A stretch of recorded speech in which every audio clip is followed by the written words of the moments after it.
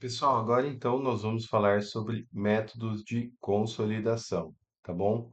Que ocorrem quando? Quando uma empresa investidora tem participação numa empresa investida.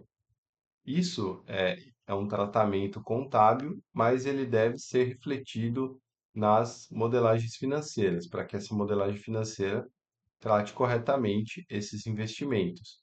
Pense você trabalhando numa empresa multinacional ou numa empresa que que seja um grupo de empresas.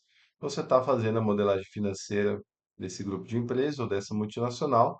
Você vai precisar apropriar corretamente os investimentos dessas investidas dentro do balanço, do DRE e do fluxo de caixa da empresa investidora, tá bom? Então, isso é muito importante, são termos super importantes para você conhecer e aplicar no caso aí de modelagem financeira de multinacionais e grandes grupos econômicos.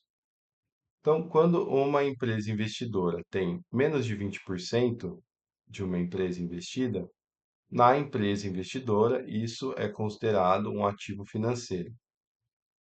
Quando a empresa investidora tem 20 a 50% da empresa investida, isso é considerado uma participação relevante. E quando tem mais de 50%, ou seja, já é acionista majoritária, isso é considerado uma consolidação, tá bom? Então, investimentos e outros negócios são classificados em ativos financeiros, participação relevante ou consolidados, tá? Então, ativos financeiros, como ocorre a apropriação deles aí na empresa investidora? Eles são considerados investimentos sem poder de influência, ou seja, a empresa investidora não tem poder algum de influência na empresa investida. É só um investimento mesmo, como se fosse ali uma compra de ações de uma outra empresa sem uma participação relevante.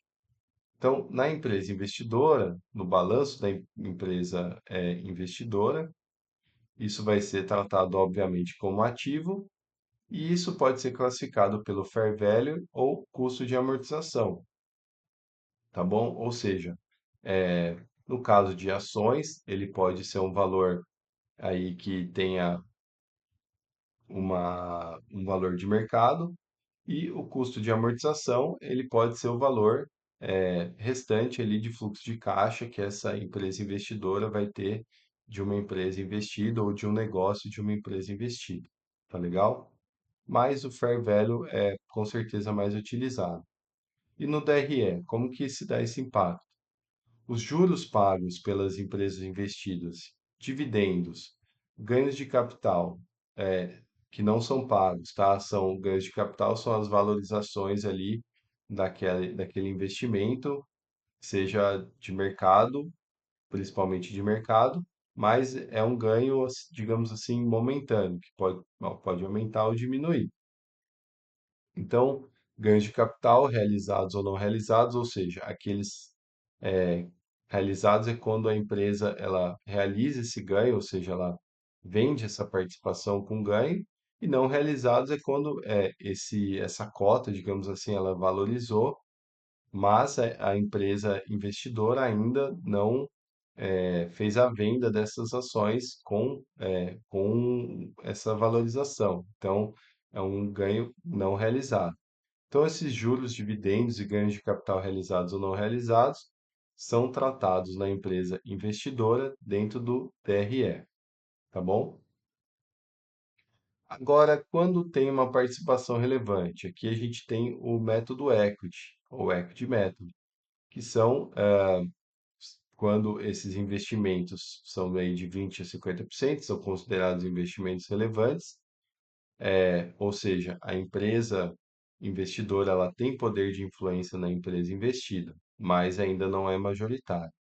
E aí no balanço patrimonial da empresa investidora, esses investimentos, eles são tratados ali na rúbrica de investimentos, com aumento de valor no caso de lucros da empresa investida ou redução no caso de pagamento de dividendos. Então, vai na empresa investidora vai estar lá o valor do patrimônio líquido da empresa investida multiplicado pela participação, né, da empresa investidora, ou seja, vai ser o patrimônio líquido da empresa investida proporcional à participação da empresa que a empresa investidora tem dessa empresa investida, e isso é alterado conforme a proporção de lucros ou redução no caso de dividendos que essa empresa investida ela performa,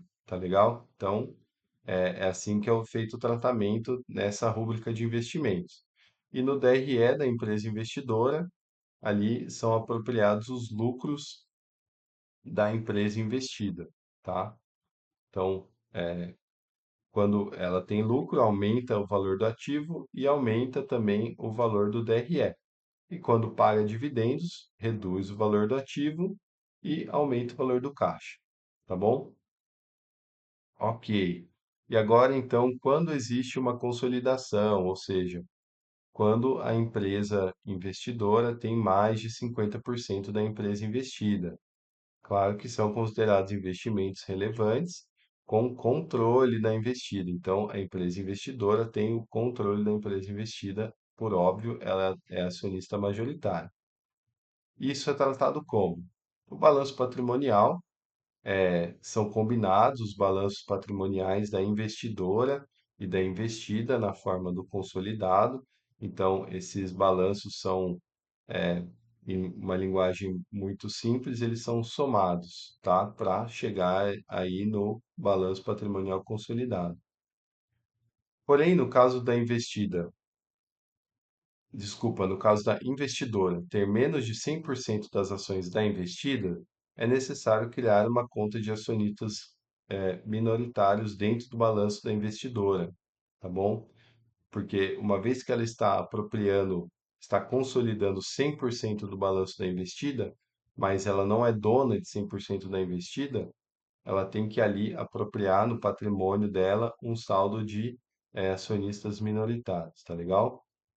E no DRE também são combinados os resultados da investida e da investidora, ou seja, são somados esses resultados para se chegar no valor do DRE consolidado. Tá legal, pessoal? Então, esses métodos de consolidação, eles são mais cabíveis aí quando tratamos de grupos econômicos e empresas multinacionais, mas é muito importante você ter, isso também vai te dar destaque aí, esse tipo de conhecimento vai te dar destaque aí na sua profissão, no seu mercado, com certeza vai te ajudar bastante.